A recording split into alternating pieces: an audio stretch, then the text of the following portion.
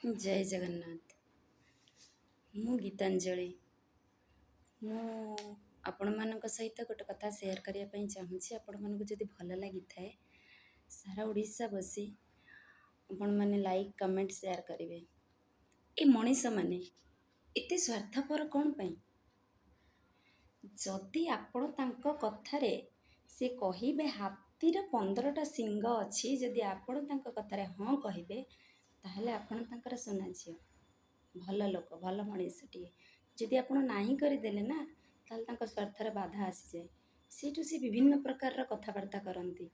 କ'ଣ ପାଇଁ ଏ ମଣିଷମାନେ କ'ଣ ପାଇଁ ଏତେ ଗର୍ବ, ଏତେ ଇଗୋ, ଏତେ ଘମଣ୍ଡି?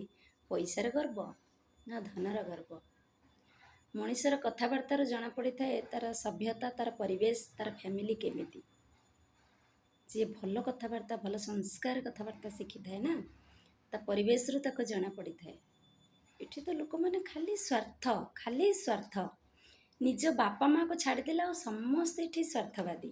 ତାଙ୍କ ସ୍ୱାର୍ଥରେ ବାଧା ଆସିଲେ ନା ସେ କ'ଣ ବି କରିବା ପାଇଁ ପଛେଇବେନି। ଆପଣମାନଙ୍କୁ ଯଦି ମୋର ଏଇ ଭିଡ଼ିଓଟି ଭଲ ଲାଗିଥାଏ ତାହେଲେ ଆପଣମାନେ ମୋତେ ଲାଇକ୍ କରିବେ, କମେଣ୍ଟ କରିବେ, ସେୟାର କରିବେ, ମତାମତ ମଧ୍ୟ ମୋତେ ଦେବେ।